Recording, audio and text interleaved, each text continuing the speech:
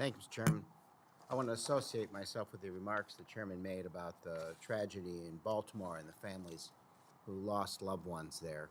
But I think we need to have an honest discussion here about the Emergency Relief Fund.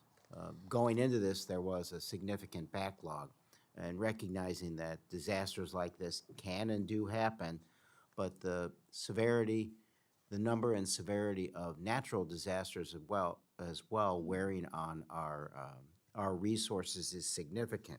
So we need to have this discussion because there's not enough in that fund, and we can argue, oh, we want to cut spending. Well, if disasters happen, they disproportionately impact one area that simply can't handle this, but they do impact the country.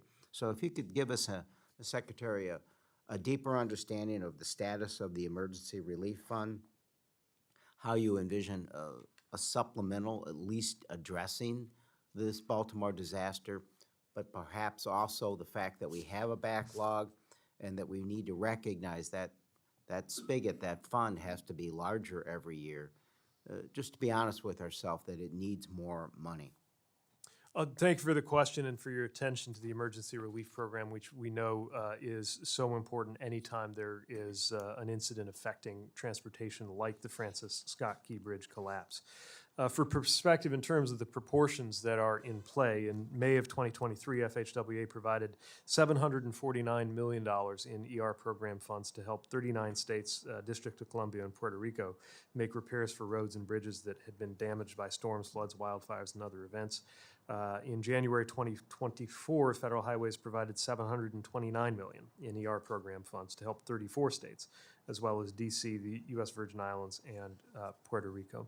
The last update I got showed $950 million available in that fund, but we're tracking approximately $2 billion of unmet need, and that is not including the projected cost of the Francis Scott Key Bridge. Now, to be clear, that does not necessarily mean that we would have $2 billion of requests ready to go looking for reimbursement in a single year. What is that $2 billion? So that's effectively a pipeline that will then be reimbursed as the states are ready and do their spending. We've had some cases where, just because of the length of time it takes to do reconstruction, checks may be going out 5 or even more years after the original incident, just through the flow of the project.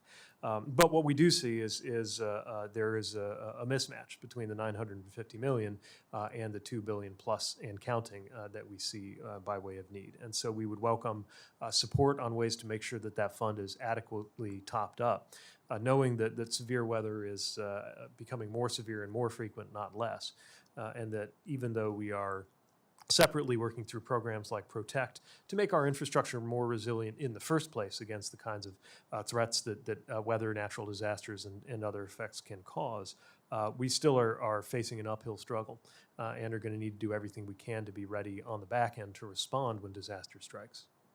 So if we equate this, as we often do with a household, it's like operating without insurance in a sense, and disasters do happen.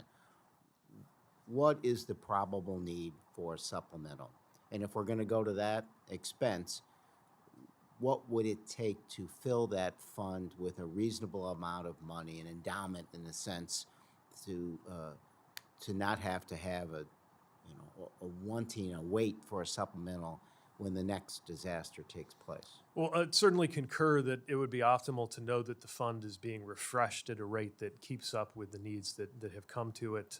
Again, if we're using recent years as an index, we would see the last 2 years disbursements would have been between 700 and 800 million, but we know there is even more, and you would want, given the Francis Scott Key Bridge, and you would want some kind of cushion there. So while we have not proposed a specific supplemental at this time, that gives you a sense of the proportion that we think would be needed in order to make sure the ER fund was at a healthy level, and of course would also spare us needing to go to supplementals in the future if we knew that there were adequate balances for the unmet need that was coming in. No, again, and those details are matter. So again, if making sure the committee knows for the future, what would it take to get the fund at a healthy level to address the needs as they hit, and what would be a normal, appropriate amount to fund that spigot every year? Thank you. Thank you. So, sorry.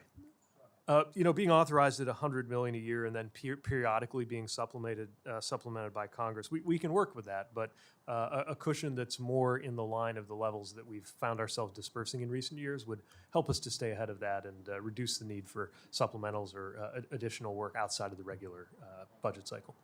Sheriff Rutherford.